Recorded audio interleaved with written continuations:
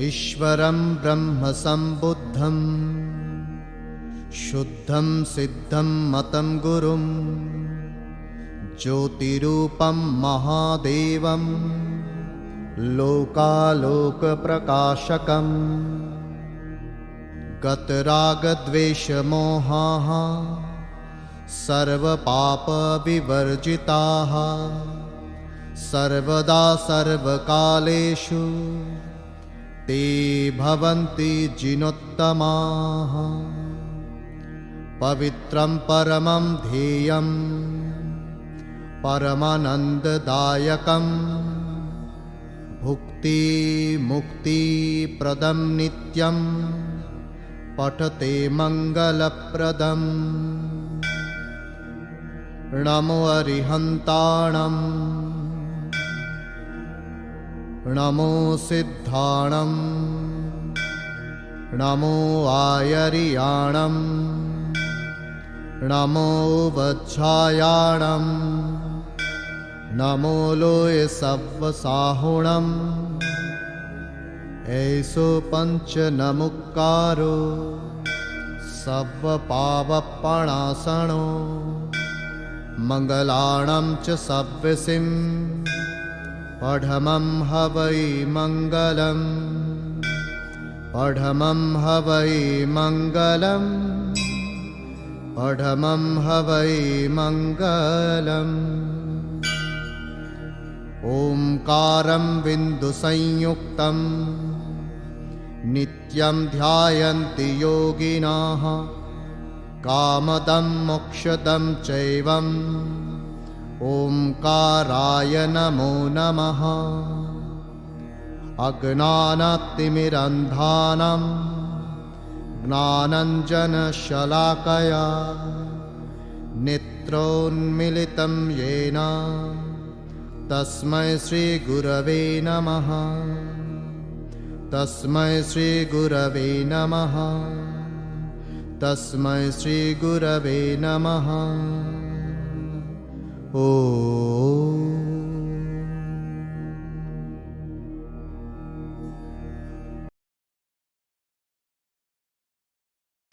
તારીખ 8/9/2006 શુક્રવાર સવારના થયેલ સ્વાધ્યાયની સંક્ષિપ્ત નોંધ.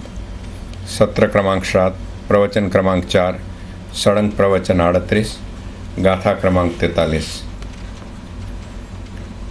આજથી ગંભીર સાગરમાં આપણે ઉતરવાનું છે. સાગર ગંભીર છે, શાસ્ત્ર પરમ ગંભીર છે અને આત્મા પરમ ગંભીર છે. શાસ્ત્રમાં ડૂબકી મારતા આપણે અંદરથી અહંકાર લઈને આવીએ છીએ. અનુભવની ડૂબકી અદ્ભુત છે. તેમાંથી સાધક બધી જ સંસારી મૂડી ક્રોધ, માન, માયા, લોભ, વાસના, કષાય બધું જ છોડીને આવે છે. એક ઘટના બને છે, અદ્ભુત સામર્થ્ય મળે છે. આ સામર્થ્ય મેરુ પર્વત જેટલું દુઃખ પણ પડે તો પણ સાધક દુઃખી ન થાય. ગુલાબના ફૂલનું ઉદાહરણ આપી પરમ પૂજ્ય ગુરુજી આપણને સમજાવે છે કે જ્ઞાની ગુલાબ જેવા છે. વિચાર કોના ઉપર કરશો, શેનો કરશો, કઈ ભૂમિકા ઉપર કરશો? શંકરાચાર્યજીનું ઉદાહરણ આપે છે કે સાધક પ્રાતઃકાળે હું કોણ છું, મારું સ્વરૂપ શું છે, મારી અવસ્થા શું છે વગેરેનો વિચાર કરે છે અને આવી મૌલિક સામગ્રી આપણને આત્મસિદ્ધિમાંથી મળે છે. 4 લક્ષણો આપણને અગાઉના પ્રવચનમાં જણાવ્યા હતા. કસાયની ઉપશાંતા, માત્ર મોક્ષ અભિલાષ, ભવે ખેદ પ્રાણી દયા, ત્યાં આત્માર્થ નિવાસ. પણ એક મહત્વનું લક્ષણ તમામ પ્રકારની વ્યવહાર સુધી સાધકના જીવનમાં જોઈએ, જેમાંની 3 મુખ્યત્વે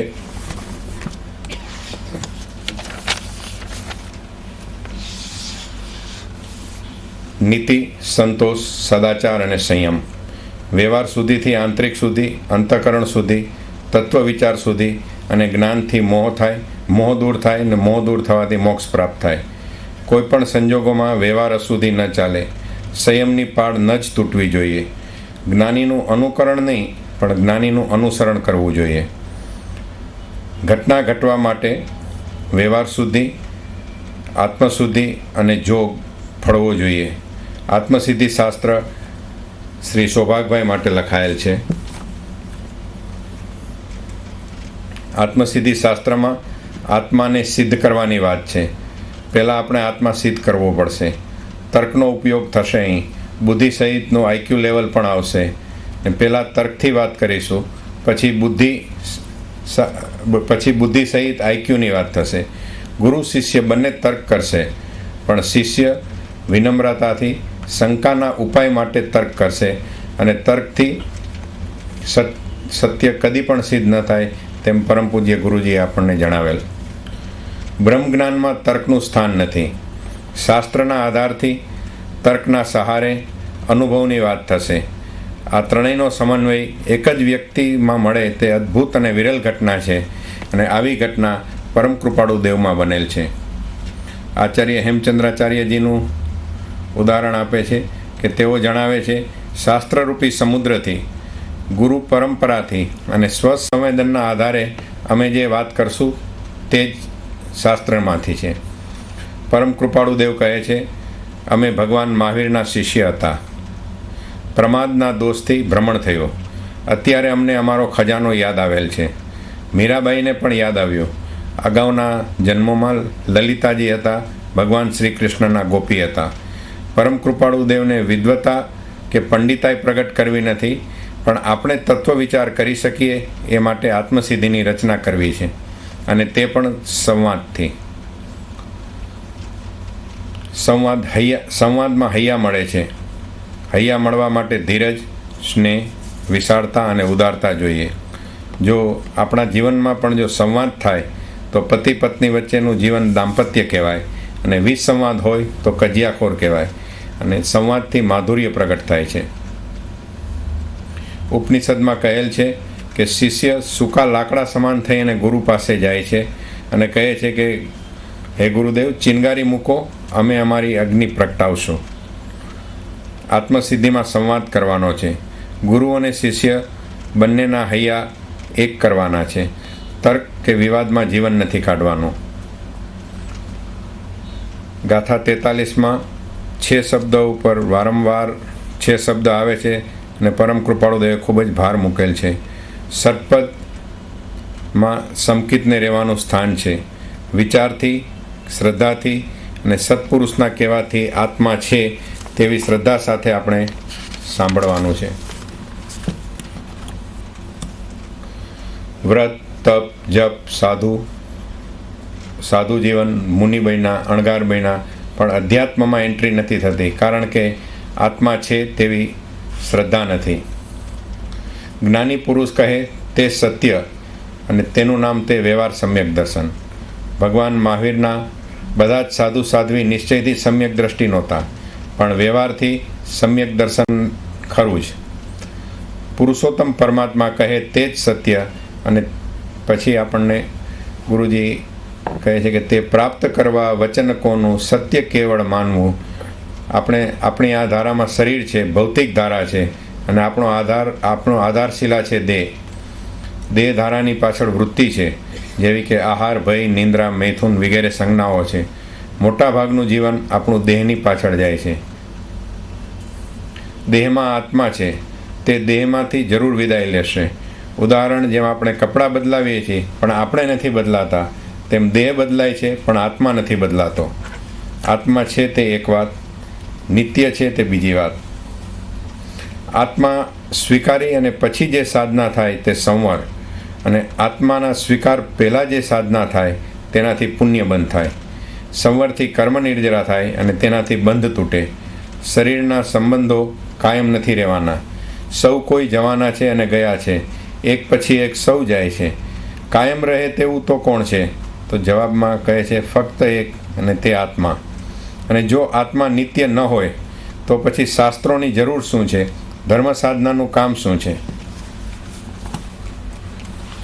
નિત્ય એટલે ત્રિકાળ સદા ટકનારો સત, અને તે જે કર્મ કરે અને તે જ કર્મનો કરનારો છે. 43મી ગાથા બીજ છે. 14 પૂર્વ અને 45 આગમનો સાર છે, નિચોડ છે.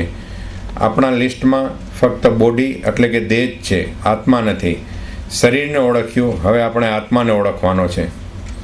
પતિ પત્નીમાં પણ પરસ્પર આત્માને જુઓ. આત્મા માલ છે અને શરીર લેબલ છે. આધ્યાત્મિક સાધનાની એન્ટ્રી આત્મા છે તેમ સ્વીકારીને જ કરી શકાય. 14 ગુણ સ્થાનક, 8 કર્મ, 6 લેશિયા બધું જ આત્મા આધારિત છે. અનુભવ પહેલાં સ્વીકાર, શ્રદ્ધા, શ્રવણ અને તે બધું જ્ઞાની પુરુષ પાસેથી અનિવાર્ય છે. અને જ્યારે આવી તાલાવેલી જાગશે ત્યારે સાધનાનો પ્રચંડ અગ્નિ પ્રગટશે અને પછી જ ઘટના ઘટશે. ચાવર્કવાદ વિશે પરમ પૂજ્ય ગુરુજી આપણને કહે છે કે શરીર બળ્યું એટલે આત્મા બળ્યો, હવે કશું કરવાનું રહેતું નથી. જ્યારે અધ્યાત્મ કહે છે આત્મા છે, નિત્ય છે, કરતા પણ છે. કરતા પણ છે એટલે કાર્ય કરે છે, ક્રિયા કરે છે, અને તે ક્રિયા કરવાથી જે રચના થાય છે તે કર્મ છે. તમે સંપૂર્ણ સ્વતંત્ર છો કર્મયુક્ત કે કર્મ મુક્ત બનવા માટે. શાસ્ત્ર કહે છે કે તમારા દુઃખ માટે કોઈને પણ જવાબદાર ઠેરવશો નહીં. તમારા દુઃખ માટે તમારા ઉપાર્જિત કરેલા કર્મથી તમે જ જવાબદાર છો. જે કર્મ કરે છે તેને જ ભોગવવાના હોય છે. આત્મસિદ્ધિ શાસ્ત્ર સંપૂર્ણ શાસ્ત્ર છે. પ્રત્યેક શબ્દનું મહત્વ છે અને દરેક શબ્દમાં ગહન શાસ્ત્રો છે.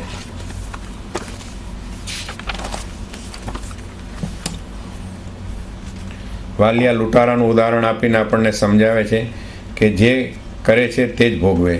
સાધક પોતાના દુઃખને પોતાનું કર્મફળ માને અને બીજાના દુઃખમાં પ્રેમપૂર્વક સામેલ થાય. તેમજ જો આ કર્મકુંડાળામાં જ આપણે કાયમ રહેવાનું હોય તો પણ ધર્મની શું જરૂર છે? આ વાત કહી અને આપણને પરમ પૂજ્ય ગુરુજી આગળ જણાવે છે કે મોક્ષરૂપી દરવાજો પણ આ કર્મકુંડાળામાંથી બહાર નીકળવા માટે છે. દુઃખ, જન્મ, મરણ, આસક્તિ, ભય, દ્વિધા વગેરેમાંથી મુક્ત થઈ શકાય છે. અને અંતમાં ફરીવાર આપણને જણાવે છે કે 6 શબ્દ ઉપર ખૂબ જ ભાર મુકાયેલ છે અને આપણે આ ગાથાને ખૂબ ઊંડાણથી સમજવાની છે. સંક્ષેપમાં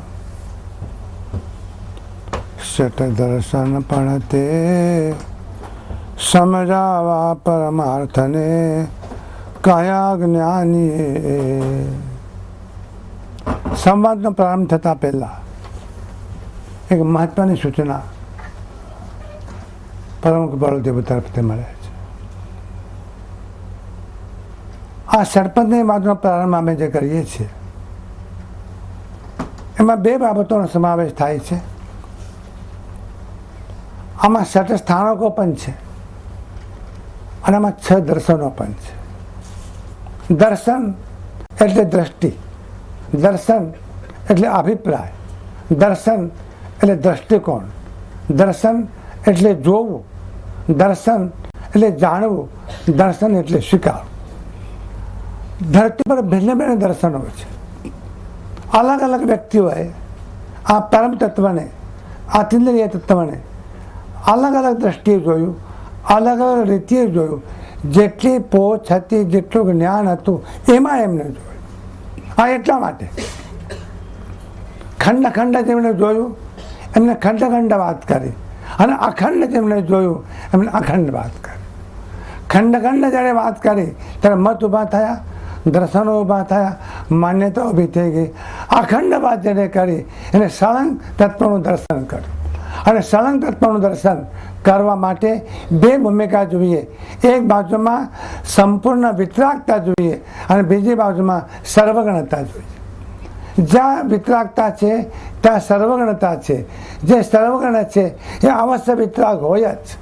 અને એટલા જ માટે વિતરાગતાની ઘટના પહેલાં ઘટે છે અને સર્વગણતાની ઘટના પછી ઘટે છે.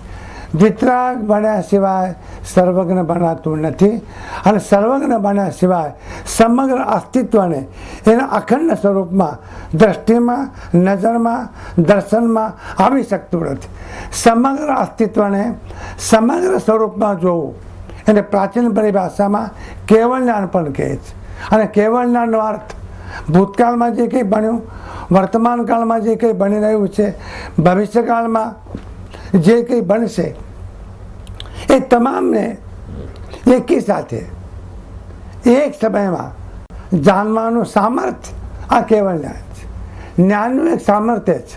અને એ અર્થમાં આ સમગ્ર 14 બ્રહ્માંડમાં, 14 રાજલોકમાં જેટલા જ્ઞેય છે એટલે કે જાણવા લાયક જેટલા પદાર્થો છે અને એમની જેટલી અવસ્થાઓ છે, એમાં જેટલી ઘટનાઓ ઘટવાની છે, એમાં જેટલા પરિવર્તનો આવવાના છે, એ તમામને એક સમયમાં જાણવાનું સામર્થ્ય અને શક્તિ જે જ્ઞાનમાં છે એવા જ્ઞાનને શાસ્ત્રો સર્વજ્ઞ અવસ્થા કહે.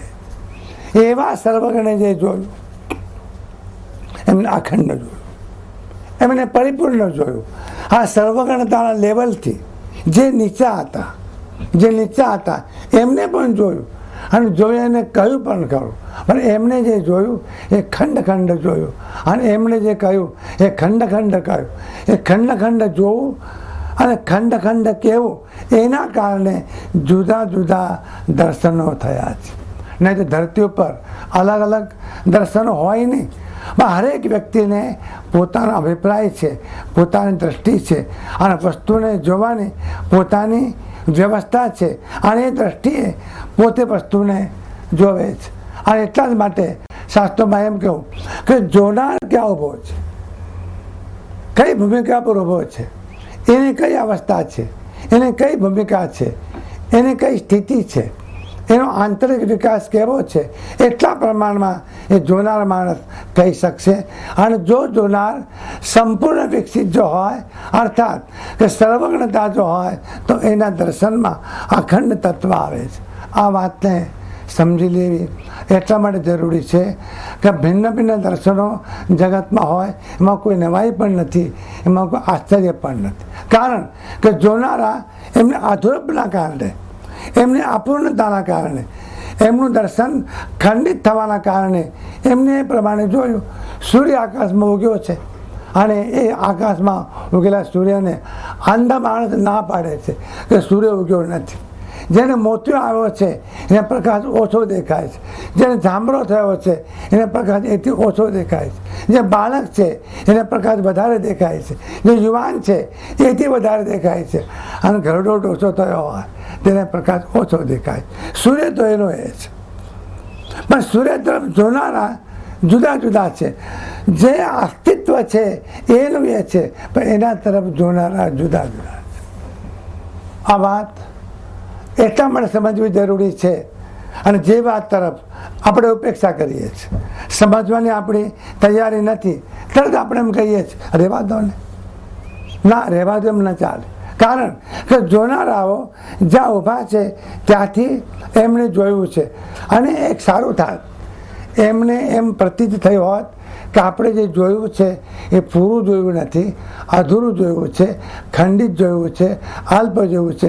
તો કેવું નથી, પણ કયા વગર રહ્યા નહીં, જોયું ખંડિત, કયા વગર રહ્યા નહીં. અને કહ્યું એને સાંભળનારા પણ મળ્યા અને માનનારા પણ મળ્યા અને આ સાચું છે એમ સ્વીકારનારા પણ મળ્યા. એનું ટોળું થયું, એમાંથી બન્યું સંપ્રદાય. સંપ્રદાય જે બને છે એનો પ્રોસેસ આ રીતે થાય છે. અને સંપ્રદાય વાળાઓ પાસે પરમ તત્વ છે નહીં, પૂરું તત્વ છે નહીં, અખંડ જ્ઞાન છે નહીં, પણ દાવો અખંડતાનો છે. અમે જે કહીએ છીએ એ પરમ સત્ય છે, અમે જે કહીએ છીએ એ પારમાર્થિક છે, અમે જે કહીએ છીએ એ પૂરેપૂરું છે, અમે જે કહીએ છીએ એ અખંડ છે, અને અમે જે કહીએ છીએ એ પરિપૂર્ણ છે. તત્વને સમજવામાં, અસ્તિત્વને સમજવામાં, પરમાર્થને સમજવામાં આ બધા અવરોધો છે. એટલા માટે મહાપુરુષોએ કહ્યું કે સ્વચ્છંદ મત આગ્રહ તજી. આ શરત એટલા માટે મૂકી કે તમે કોઈ મત લઈને જશો નહીં. મત અને સત એ બંનેને મેલ નથી. સત તો મતથી પર છે, સત્ય માન્યતાથી પર છે, સત્ય આગ્રહથી પર છે, સત્ય સ્વયં સંપૂર્ણ છે, સત્ય મતથી ઉપર છે.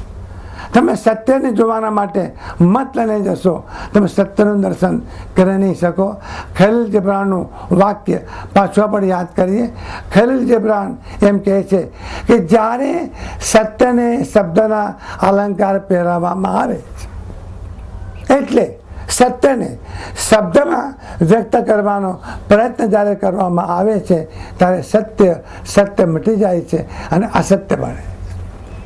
ઉપાય નથી, શબ્દોનો આશ્રય લીધા સિવાય ઉપાય નથી. સત્યને પ્રગટ કરવાના માટે શબ્દ સિવાય બીજું કોઈ સાધન નથી, અને શબ્દ જેવું ભંગારમાં ભંગાર સાધન નથી. સમજો લો વાત. સત્ય જેવું બીજું કોઈ સાધન નથી, અને શબ્દ જેવું બીજું કોઈ સાધન નથી. શેનાથી કહેશો? હા, એક રસ્તો છે. મૌનમાં જાઓ, તમે મૌનમાં જાઓ, સમાધિમાં જાઓ, શાંત બનો, તો એમાં તમને દેખાશે. એટલા માટે જેમને પ્રથમ જોયું એમણે સમાધિમાં જોયું, એમણે શાંતિમાં જોયું, એમણે એકાગ્રતામાં જોયું, એમણે અંતરમાં જોયું. ભાગવત જેને કહ્યું સુખદેવજી, એ ભાગવત સમાધિમાં કહ્યું. ભાગવતે સમજવું હોય તો સમાધિની ભાષા સમજવી પડે. સમાધિની ભાષા સમજ્યા વગર જેટલા ભાગવતને કહે છે એ ભાગવતના નામે બીજું જ કંઈ કહે છે. ભાગવતને આવું કહેવું નહોતું. પણ સુખદેવજી સમાધિની ભાષામાં સમાધિમાં હતા, અને સમાધિની ભાષામાં કહ્યું કે નાનો માણસ ધંધાદારી છે, કથાકાર છે, વક્તા છે, પૈસા માટે કામ કરે છે, એને લોકોના દિલ બહેલાવા છે, લોકોને રાજી કરવા છે, એને ટોળું ઊભું કરવું છે. એને એમ કહેવું છે કે મારી કથામાં, તમારી કથામાં કેટલા માણસો આવ્યા? તો કે 5,000. બસ, મારી કથામાં 10,000. મારો ઘોડો આગળ, વિન, હું આગળ. એને રાજી થવું છે, એને કહેવું છે, કારણ કે એને બે કામ કરવા છે. અહંકાર પણ પોષવો છે, અને પૈસા પણ એને મેળવવા છે, પ્રતિષ્ઠા પણ મેળવવી છે. સત્યને આની સાથે કંઈ પણ લેવા દેવા નથી. સોક્રેટીસે સત્ય કહ્યું, ઝેર પીવું પડ્યું, પાયું. લોકોએ ઝેર પાયું. તેમના ધરતી ઉપર સત્ય બોલવા નહીં દે. કોઈ એમ કહ્યું છે કે તમે 1 મિનિટ સત્ય બોલશો તો તમારે પાછળ એક દિવસ લોકો પડશે. મતલબ વધારે સત્ય બોલશો તો જીવતા રહેવા નહીં દે. સત્ય કેમ બોલો છો તમે? અસત્ય બોલો, સત્યના નામે અસત્ય બોલો, એ અમને ગમશે. પણ સત્ય બોલો એ અમને નહીં ગમે. અને માટે એમ કહ્યું છે કે પારમાર્થિક તથ્ય કહેવું એ જગતના મોટા મોટી કઠિન જવાબદારી છે. પારમાર્થિક તથ્ય કહેવું. આ દર્શનો અલગ અલગ જે થયા એ માત્ર ઓગ નજરને ફેરે રે દ્રષ્ટિના ફેરથી થયા, સમજના ફેરથી થયા. મૂળ તત્વ આવું નથી. ભિન્ન ભિન્ન મત દેખીએ માત્ર દ્રષ્ટિનો ભેદ. ભિન્ન ભિન્ન મત દેખીએ માત્ર દ્રષ્ટિનો ભેદ. દ્રષ્ટિના ભેદના કારણે ભિન્ન ભિન્ન મત થયા છે. એટલા માટે પરમ કૃપાળુદેવ કહે છે કે આ આત્મસિદ્ધિમાં 2 બાબતો છે. સટ સ્થાનકો પણ છે અને સટ દર્શન પણ છે. સટ દર્શનને સમન્વયાત્મક રીતિએ, તુલનાત્મક રીતિએ, સંવાદી રીતિએ, પરસ્પર વિરોધી નથી એ રીતિએ કહેવાની એક અદ્ભુત વ્યવસ્થા આત્મસિદ્ધિમાં થઈ. સટ દર્શનને આત્મસિદ્ધિમાં સમાવી લીધા છે. અને એટલા જ માટે એમ કહું કે 6 દર્શન એ વિતરાગ પુરુષના અંગ છે. વિતરાગ પુરુષે અલગ અલગ ઢંગથી આ 6 દર્શનો કયા છે. તે પહેલી વાત, સત સ્થાનક. આમાં 6 સ્થાનકો, 6 સ્થાન છે, અને સંક્ષેપમાં આ 6 સ્થાનક અમે કયા છે. સ્થાનક એટલે રહેવાની જગ્યા. વ્યવહારમાં કહો છો ને, આ દેવનું સ્થાન છે, આ દેવીનું સ્થાન છે, આ પીરનું સ્થાન છે, આ પૈગંબરનું સ્થાન છે, આ અમારા પિતાજીનું સ્થાન છે. સ્થાન રહેવાની જગ્યા. સટ સ્થાનક એ રહેવાની જગ્યા. કોને રહેવાની જગ્યા? તો કે સમ્યક દર્શનને રહેવાની જગ્યા. સમ્યક દર્શનના નિવાસભૂત એવા 6 પદો જ્ઞાની પુરુષોએ કહ્યા છે. એમાં સમ્યક દર્શન રહે છે. શેમાં? શબ્દોમાં. આત્મા છે એમાં, આત્મા નિત્ય છે એ શબ્દમાં, આત્મા કર્મનો કરતા છે એ શબ્દમાં. જો શબ્દમાં, સ્થાનમાં જો સમ્યક દર્શન જો હોત તો પ્રિન્ટિંગ પ્રેસવાળા બધા સમ્યક દૃષ્ટિ થઈ ગયા હોત. પહેલાં એ છપાવે છે, પ્રૂફ રીડિંગ એ કરે છે, વાંચન એ કરે છે, છાપવાનું કામ એ કરે છે. શબ્દ અદ્ભુત છે. સ્થાનક રહેવાની જગ્યા, સમકિતને રહેવાની જગ્યા, સમકિતને રહેવાનું સ્થાન. પરમ કૃપાળુદેવને એમ કહેવું છે આ જે 6 પદો અમે કહેવાના છીએ એ 6 પદોનો સર્વાંગીણ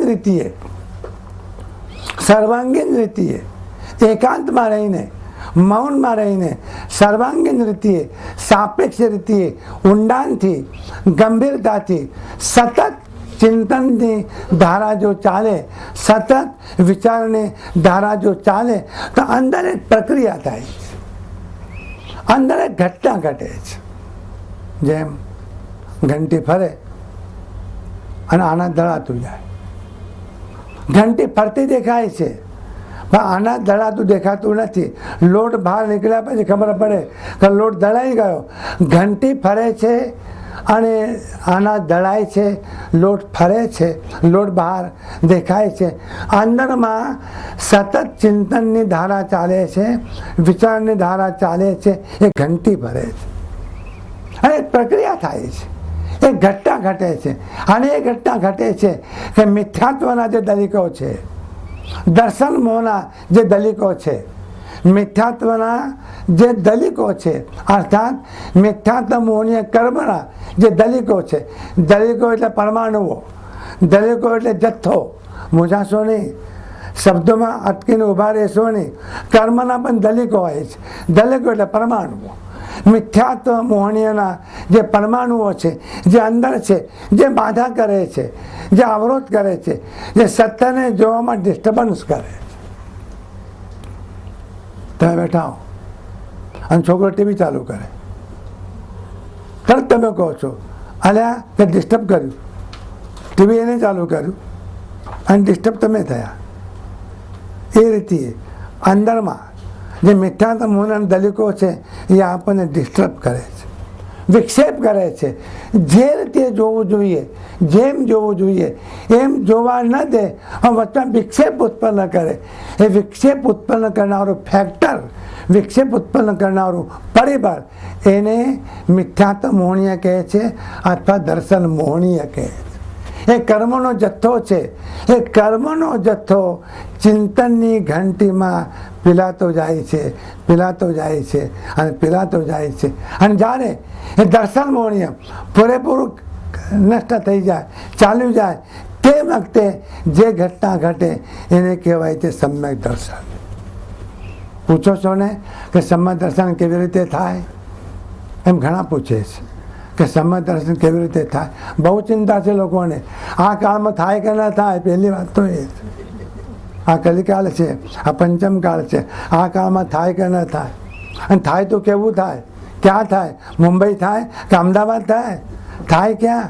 કયા આશ્રમમાં થાય? કોની પાસે થાય? શું કરતા? બહુ લોકોને ચિંતા. સમ્યક દર્શન ચિંતા નહીં, આ પંચાયત છે બધી. ચિંતા વસ્તુ જુદી, આ પંચાયત છે. સમ્યક દર્શન થાય. આ પછી નાની પુરુષ કહે છે કે સમ્યક દર્શન થાય. આશીર્વાદ આપો ને. થયું? માથે હાથ મૂકો ને, સમ્યક દર્શન થઈ જાય. અને આપનારા પણ છે. આ નવાઈની વાત છે. સમ્યક દર્શન આપનાર લ્યો, આ ગાંઠિયાનું પડીકું, એનું નામ સમ્યક દર્શન. શું ધંધો ચાલે છે? ધૂમધામે ધમા ધમ ચલી, જ્ઞાન માર્ગ રહ્યો દૂર રે, સ્વામી શ્રી મંદરા વિનતી. 300 વર્ષ પહેલા યશોવીજી મહારાજે આ ભરત ક્ષેત્રમાં હતા, આ ધરતી ઉપર હતા, ગુજરાતમાં હતા, ભરત ક્ષેત્રમાં હતા, અહીંયા હતા. અહીંને કોઈ હાઈકોર્ટમાં એમણે કેસ દાખલ નથી કર્યો, સુપ્રીમ કોર્ટમાં કેસ કર્યો. મહાવિદ્યમાં, મહાવિદ્ય સુપ્રીમ કોર્ટ છે આજે, ત્યાં કેસ દાખલ કર્યો. એમને એમ થયું હવે કોઈ સામાનના નહીં મળે, સત્ય કેન્દ્ર નહીં મળે, એ સત્ય જાણવું છે. માટે એમને કહ્યું કે ધૂમધામે ધમાધમ ચલી, જ્ઞાન માર્ગ રહ્યો દૂર રે, સ્વામી શ્રી મંદરા વિનતી. સંકિત ઘટના છે. શ્રદ્ધા તમારો ગુણ છે, ધ્યાનથી ખ્યાલમાં લેજો. શ્રદ્ધા આત્માનો ગુણ છે. એ શ્રદ્ધા નામના આત્માના ગુણની જે શુદ્ધ પર્યાય, એનું નામ સમ્યક દર્શન. ફેર શ્રદ્ધા એ આત્માનો ગુણ છે. એ શ્રદ્ધા નામના ગુણની જે શુદ્ધ પર્યાય એનું નામ સમ્યક દર્શન. અને એવું સમ્યક દર્શન એ આત્માને જોવે છે, આત્માને જાણે છે, આત્માને અનુભવે છે, આત્માને સાક્ષાત્કાર કરે છે, આત્મામાં રમે છે, આત્મામાં ઠરે છે, આત્મામાં સ્થિર થાય છે. એ સમ્યક દર્શનનું સામર્થ્ય. અદ્ભુત ઘટના ઘટે છે. આ દર્શન મોહના દલિકો દળાઈ ગયા, રહ્યા નહીં, બદલાઈ ગયા. અને એમાંથી જે પ્રાપ્ત થાય એને કહેવાય સમ્યક દર્શન. તત્વનો વિચાર કરતા કરતા કરતા કરતા ઉપર છેલ્લો વિચાર નહીં, થોડોક વિચાર નહીં, એવી વિચારની ધારા ચાલુ થાય કે કલાકોના કલાકો ખોવાઈ જાય. મુનિ ધ્યાનમાં ઊભા છે, તંદુરસ્ત શરીર છે, યુવાન વય છે, સંસારનો પરિત્યાગ કર્યો છે, પણ શરીર સુકાતું જાય છે. સ્વજનો કુટુંબનું દર્શન કરવા આવ્યા છે, જોયું કે શરીર સુકાઈ ગયું છે. એટલે ગુરુદેવને કહે છે, ગુરુદેવ આ ગામમાં શ્રાવકોના ઘર ખરા કે નહીં? તો કે છે ને. તો આહાર પાણી મળે છે કે નથી મળતા? તો કે મળે છે ને. આચાર્ય પણ નિષ્ણાત હતા, કુશળ હતા, સમજી ગયા કે મને શું કહેવું છે. કહ્યું એમણે કે તમારું શું કહેવું છે? તો કે અમારો આ રાજકુમાર જ્યારે દીક્ષા લીધી ત્યારે કેવો તંદુરસ્ત હતો, એ કેમ સુકાઈ ગયો? આચાર્યશ્રી કહે છે કે આહાર તો એટલો બધો મળે છે કે પાત્રે પાત્રા ભરાય, મુનિઓ લેતા નથી. પણ આ ચિંતન કરનાર આ જે મુનિ છે, આ જે યુવાન છે, જ્યારે જુઓ ત્યારે ઊભા જ હોય, એકાંતમાં, મૌનમાં અને તત્વચિંતનમાં ડૂબેલા હોય. તત્વચિંતનમાં ડૂબેલા હોવાના કારણે દેહ તરફ એમનું ધ્યાન જતું નથી, માટે એમનું શરીર સુકાઈ ગયું છે. આમ ચિંતન થાય, ખાટલા પર પડ્યા ચિંતન ન થાય, અને હિંચકો ખાતા ખાતા ચિંતન ન થાય, અને નાસ્તો કરતા કરતા સમ્યક દર્શનની વાતો ન થાય. અંદર જવું પડે, ઊંડાણમાં જવું પડે, ઊંડાણમાં ઉતરવું પડે. તો વિચારથી નહીં, વિચાર પછી ચિંતન, ચિંતન પછી मनन પછી निधिध्यासन. जो આ प्रोसेस जो ये भीतर हो रहा है, हम देख नहीं सकते आप पे क्या हो रहा है, हम देख नहीं सकते, हो रहा है भीतर. વિચારમાંથી ચિંતન, ચિંતનમાંથી મનનમાંથી નિધિધ્યાસનમાંથી ધારણામાંથી ધ્યાન, ધ્યાનમાંથી સમાધિ, અને સમાધિમાં અનુભવ. સાહેબ આ પ્રોસેસ થાય છે. આ સમ્યક દર્શનનો પ્રોસેસ છે, આ સમ્યક દર્શનની ઘટના છે. આ 6 સ્થાનકો એ મંત્ર જેવા છે. આ કઈક સ્થાનકમાં સમ્યક દર્શન છે. લોકો સ્થાનકની પૂજા કરવા જાય છે, કોઈને દેવનો, કોઈનું દેવી, કંઈક લફરા વળગ્યા છે લોકો, ઓછા નથી. અને પાછા એમ કે સમ્યક દર્શન તો ખરું, પણ કુલદેવતાને બાજુ ન રખાયો. અને જો બાજુ રાખ્યા અને જો એમાં કોઈ તાવ આવી ગયો, આ ડેન્ગ્યુ એમાંથી આવ્યું કહે છે. હવે ડેન્ગ્યુને આ તમારા કુલદેવતા લેવા દેવા શું છે? આત્મા છે, બસ. આ વિચાર ચાલ્યો, ઊંડામાં ડૂબકી ખાઈ ગયો, ભૂલી ગયો, દેવનું ભાન પણ ભૂલી ગયો. રમણ મહર્ષિ ધ્યાનમાં બેઠા હતા, 16 વર્ષથી ઉંમર હતી અને ધ્યાનમાં બેઠા હતા. અમારી જગ્યા હતી, જગ્યા સાફ કરેલી નથી, અને મતપુડા 2 હતા, અને તે પણ લાલ ભમરીઓ, પીળી ભમરીઓ ડંક મારે તો ખબર પડે. જેને લાભ મળ્યો હશે એને ખબર કે કેવો પ્રસાદ છે એનો, અને કેવી મજા આવે છે. અને 2 મતપુડા તૂટી પડ્યા, કલાકો સુધી કરડ્યા છે. રમણ મહર્ષિ બેઠા છે, એ બેઠા છે. આ કાળની ઘટના છે, આ કાળની ઘટના છે. આ કઈ ચોથા આરાની વાત નથી કરતા.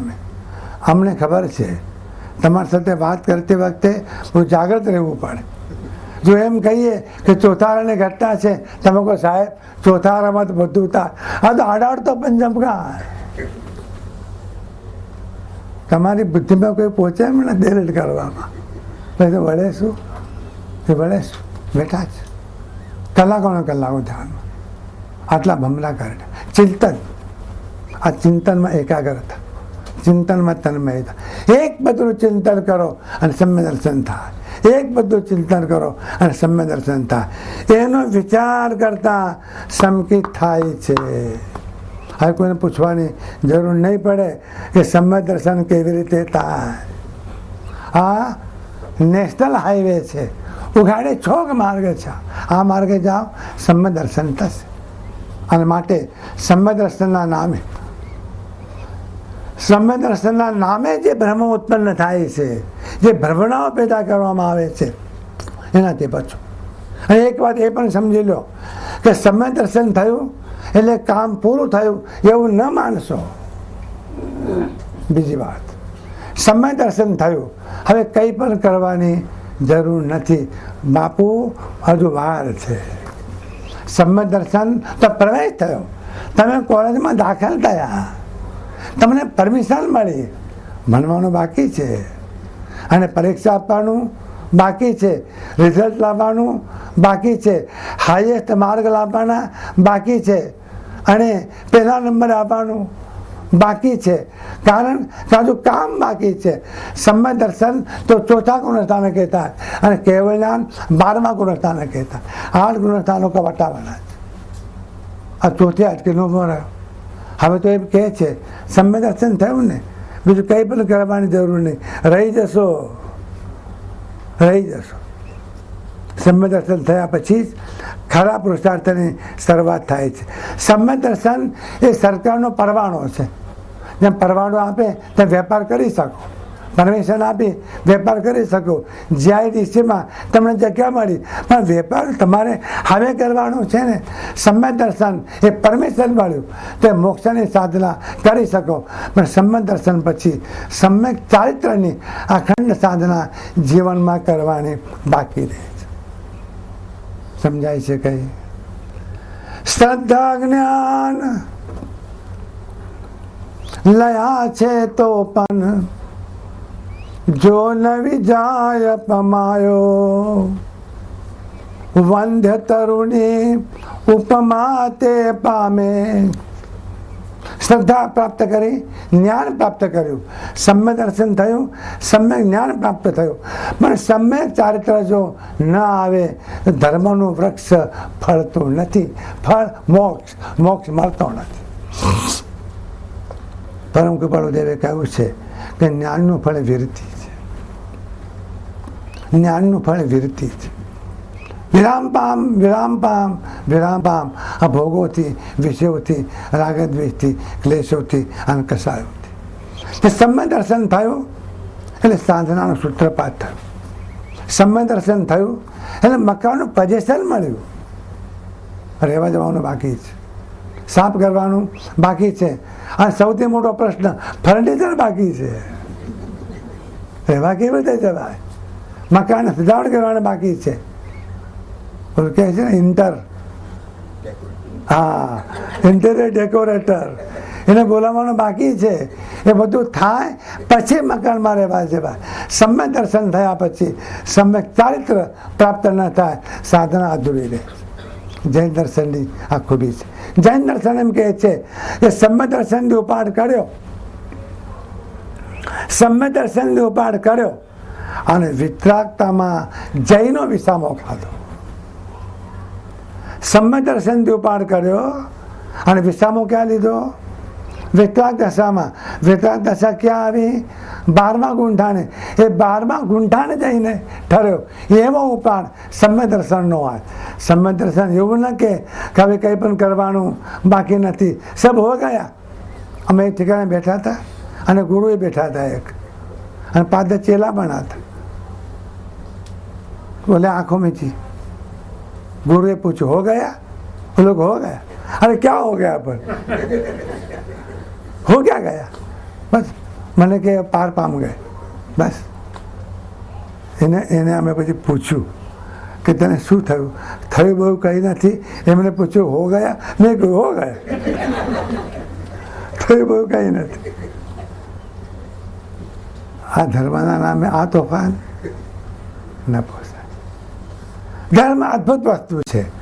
આ સત સ્થાનક એટલે સંકિતને રહેવાના સ્થાન છે. અદ્ભુત વાત છે. સમ્યક દર્શનના નિવાસભૂત એવા 6 પદો જ્ઞાની પુરુષોએ કહ્યા છે. નિવાસભૂત ત્યાં નિવાસ થાય છે સમ્ય દર્શનનું. જ્યારે અલંકારી ભાષામાં કહો કે સમ્ય દર્શનને ગોતવું હોય તો ક્યાં ગોતવું, તો કે આત્મા છે એમાં ગોતો, આત્મા નિત્ય છે એમાં શોધો, આત્મા કર્મનો કરતા છે એમાં શોધો, આત્મા કર્મનો ભોગતા છે એમાં શોધો, મોક્ષ છે એમાં શોધો, મોક્ષનો ઉપાય છે એમાં શોધો. ત્યાં તમને સમ્ય દર્શન મળી આવશે. અને કઈ રીતે થાય, તો કે વિચાર કરતા કરતા થાય. ફેર એક વખત જોઈ જઈએ. વિચારમાંથી ચિંતન, ચિંતનમાંથી મનન, મનનમાંથી નિધિધ્યાસન, નિધિધ્યાસન પછી ધારણા, ધારણા પછી ધ્યાન, અને ધ્યાન પછી સમાધિ. એ સમાધિમાં અનુભવ થાય. સમ્ય દર્શન એ સમાધિ છે. સમ્ય દર્શન એ સમાધિ છે. અને એ સંપૂર્ણ સમાધિ નથી, પણ અર્ધ સમાધિ છે. અને એવી સમાધિમાં આત્મતત્વનો એને સ્વાનુભવ થાય છે. અને બીજી વાત, ષટ દર્શન પણ એ આમાં 6 દર્શનની વાત પણ સાથે સાથે આવી જશે. જુઓ, 2 પક્ષ. એક પક્ષ આત્મા નથી, આત્મા નિત્ય નથી, આત્મા કર્મનો કરતા નથી, આત્મા કર્મનો ભોગતા નથી, મોક્ષ નથી, મોક્ષનો ઉપાય નથી. આ નકાર વાત, આ નો મૂળ, આ નિષેધાત્મક વલણ. 6 પદો નથી, સામે 6 પદ છે.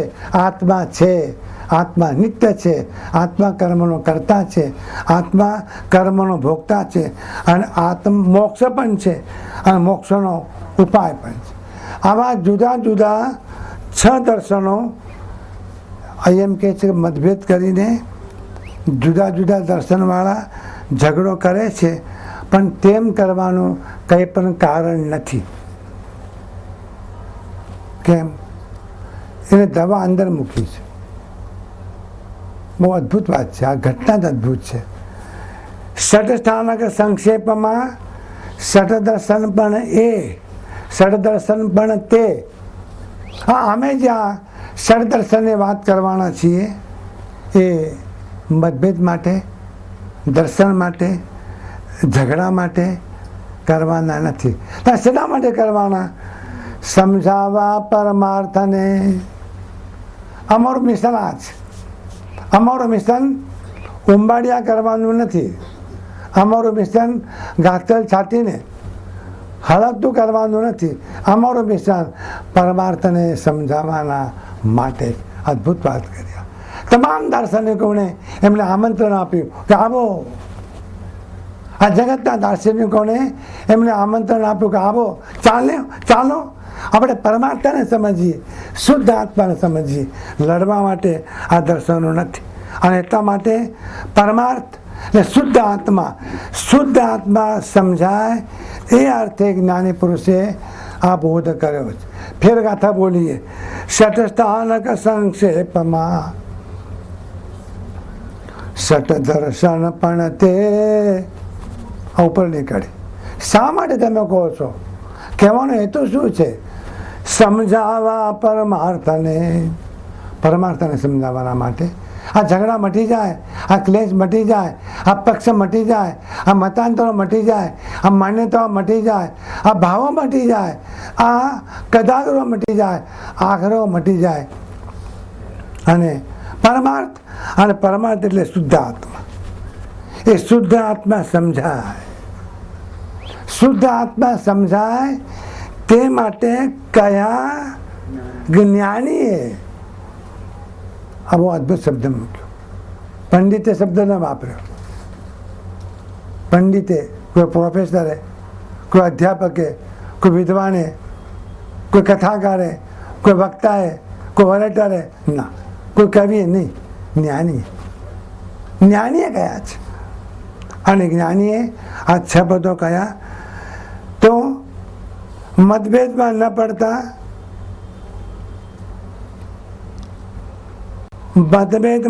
પડતા, એક આત્મા તરફ જ લક્ષ્ય જાય એ હેતુથી હવે અમે સંવાદથી આત્મસિદ્ધિ કહેવાનો પ્રારંભ કરીએ છીએ. પરમ કૃપાળુ દેવે અદ્ભુત ભૂમિકા કરી છે. વડે સાહેબ ભૂમિકામાં 42 શ્લોકો વાપર્યા, 42 ગાથાઓ, અને 43મી અને 44મી. આ 44 ગાથાઓ તો ભૂમિકા તૈયાર કરવા માટે એમને મૂકી.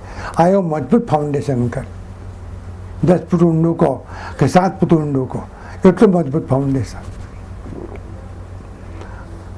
કોઈ આત્મા નથી એમ માને છે. આ જગતમાં જુદા જુદા અભિપ્રાય છે.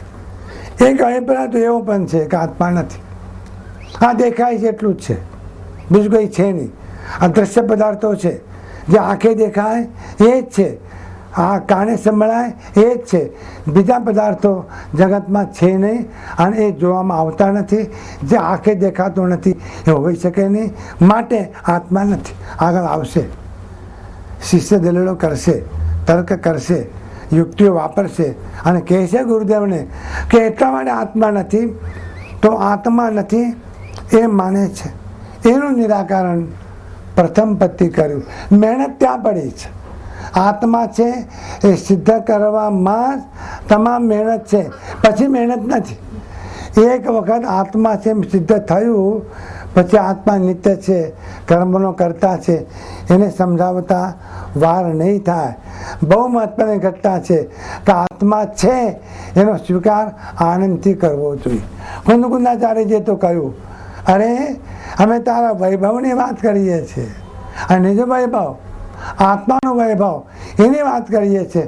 અમે તારી વાત કરીએ છીએ, અમે તારા આત્માની વાત કરીએ છીએ, નિજ વૈભવની વાત કરીએ છીએ. એક વખત આનંદમાં આવીને તું હાથો પાડ.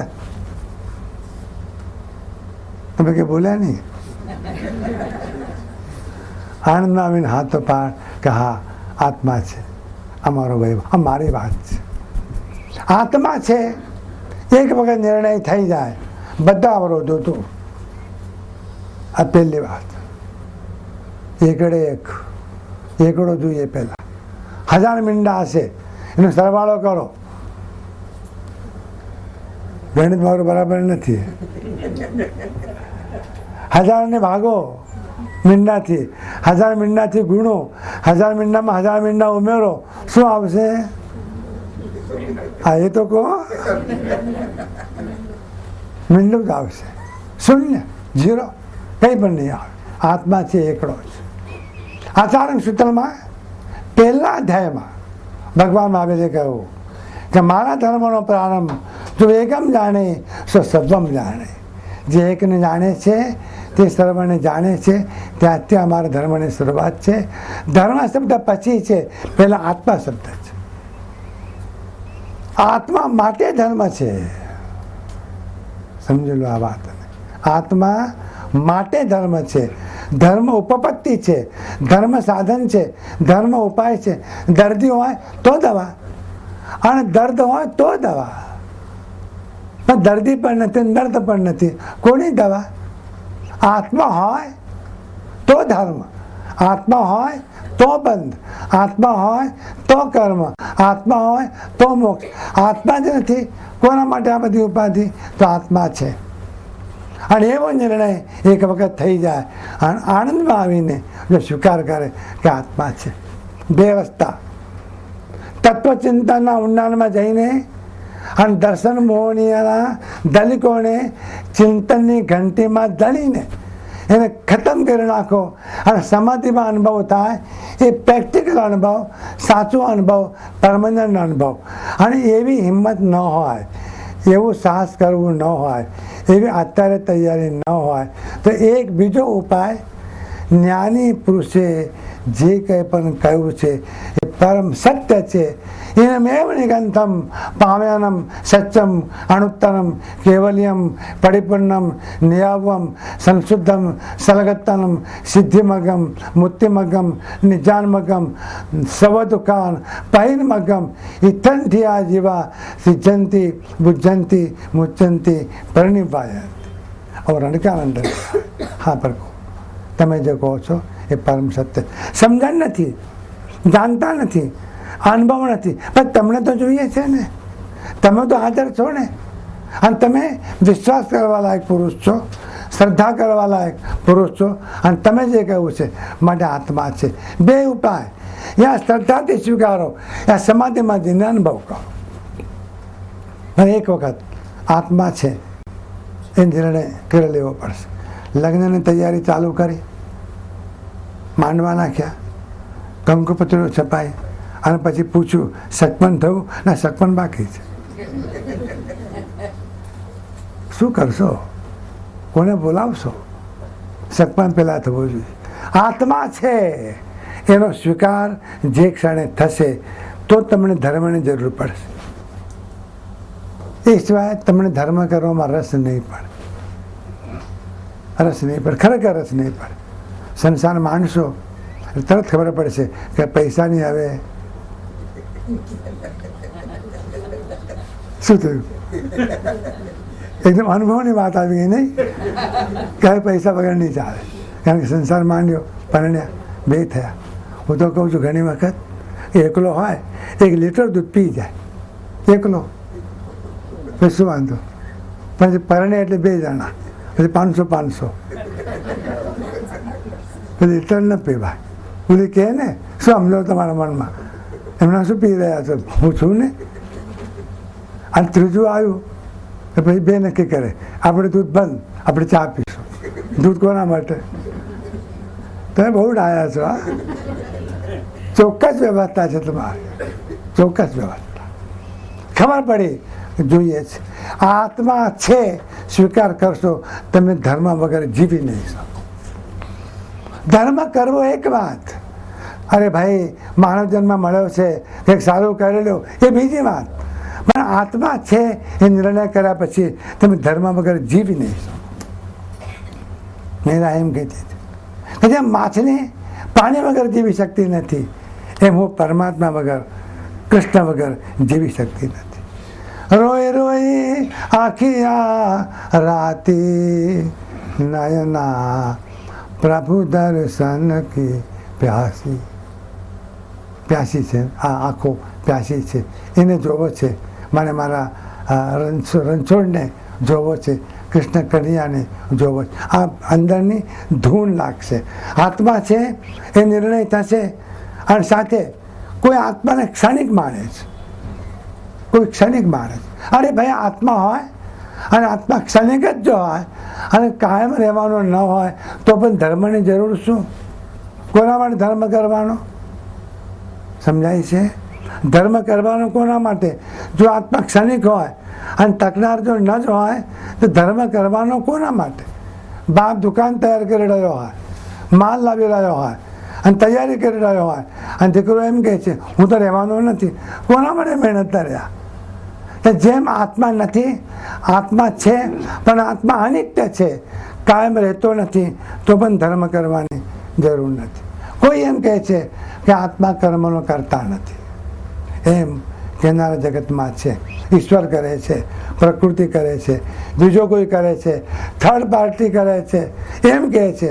પણ આત્મા કરે છે એમને એ જવાબદારી લેવા તૈયાર નથી, એ કોકના પર ઢોળે છે. અને આત્મા કર્મનો ભોગતા નથી એમ કહેનારા પણ છે. અને છેલ્લે મોક્ષ નથી. અભવ્ય એને કહેવાય છે. અભવ્યની વ્યાખ્યા એ નવપૂર્વ ભણે, અભવ્ય નવપૂર્વ ભણે. સંભળાય છે? નવપૂર્વ ભણે, દ્રવ્ય ચારિત્ર ગ્રહણ કરે. 500 શિષ્યો હોય એના, એનો ગુરુ હોય, આ મોટો આચાર્ય હોય, હજારો માણસો એના સત્સંગમાં આવતા હોય, એ મોક્ષની વાત પણ કરતા હોય. અંદર એ માને છે કે મોક્ષ નથી. મોક્ષની વાત કરે પણ મોક્ષ નથી, એમ અંદરથી માણે. ઇન્દ્રિયો વગર અને વિષયો વગર સુખ હોઈ શકે જ નહીં, એવી જેની માન્યતા એને કહેવાય છે અભવ્ય. લોકો પૂછતા હોય છે કે અભવ્યનું લક્ષણ શું? એના પર શું છાપ મારવી કે અભવ્ય? અભવ્યનું લક્ષણ કે ઇન્દ્રિયો અને વિષયો વગર સુખ હોઈ શકે નહીં. અને મોક્ષમાં સુખ નથી અને મોક્ષ પણ નથી. અને મોક્ષ જો નથી તો પછી મોક્ષનો ઉપાય પણ નથી. આવું આ 6 પદનું નિરાકરણ કરીને શુદ્ધ આત્માની પ્રાપ્તિનો માર્ગ બતાવવા માટે અમે આત્મસિદ્ધિની રચનાનો પ્રારંભ કરીએ છીએ. આ ભૂમિકા સમાપ્ત થઈ. હવે શંકા શિષ્ય કરે છે, માટે સૂત્ર છે શિષ્ય ઉવાચ, શિષ્ય બોલ્યો. અર્જુન ઉવાચ, કૃષ્ણ ઉવાચ. આપણે આ પરંપરા છે. જનક વિધેય ઉવાચ, અષ્ટાવક્ર ઉવાચો. તમે પણ ઉવાચ, તમે પણ બોલો છો. ઉવાચ બોલ્યા, શિષ્ય બોલે છે. શિષ્ય પોતાનો પક્ષ રજૂ કરે છે. ખૂબી છે, શિષ્યનું વલણ નકારાત્મક નથી, એનું વલણ પોઝિટિવ છે. એને સ્વીકારવું છે, એને સમજવું છે. એને નામાં રસ નથી, એને નો મૂડ ક્રિએટ કરવું નથી, એને યસ મૂડ ક્રિએટ કરવું છે. પણ વાતને સ્પષ્ટ તો કરવી છે.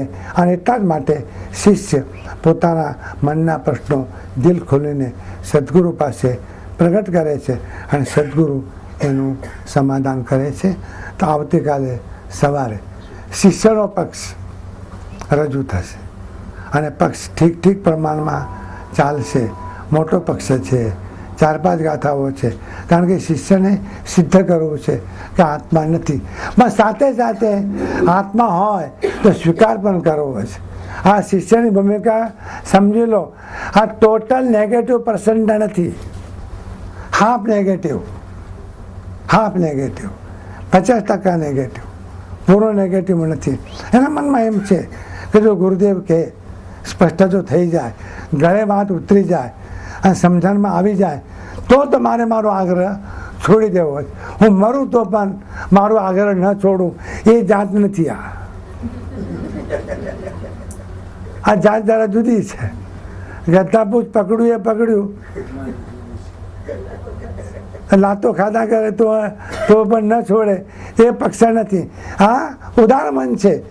સ્વીકારવાના માટે એની બારી તૈયાર છે. આવતીકાલે આનો પ્રારંભ થશે. ધન્યવાદ. આટલા ધીરજપૂર્વક સાંભળ્યું એ માટે ધન્યવાદ. દરેકના અંતઃકરણમાં રહેલા પરમાત્માને પ્રેમપૂર્વક નમસ્કાર. સહજાનંદે શુદ્ધ સ્વરૂપી અવિનાશી હું આત્મ સ્વરૂપ. સહજાનંદે શુદ્ધ સ્વરૂપી અવિનાશી હું આત્મ સ્વરૂપ. શુદ્ધ બુદ્ધ હું મુક્ત નિરંજન અવિનાશી હું આત્મ સ્વરૂપ. શુદ્ધ બુદ્ધ હું મુક્ત નિરંજન અવિનાશી હું આત્મ સ્વરૂપ. સહજાનંદે શુદ્ધ સ્વરૂપી અવિનાશી હું આત્મ સ્વરૂપ.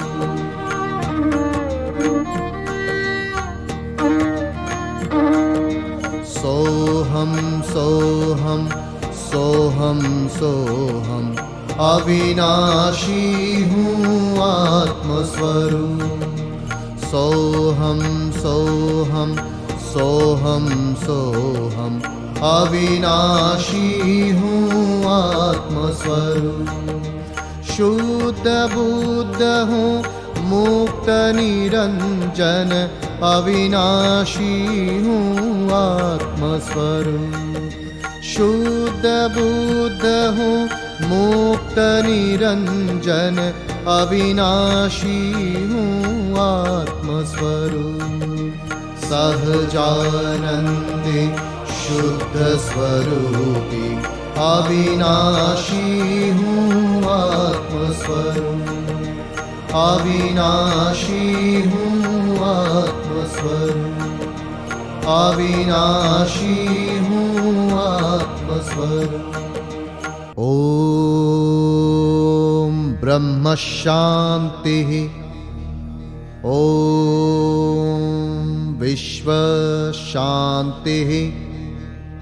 ॐ आत्मशान्तिः ॐ शान्तिः शान्तिः शान्तिः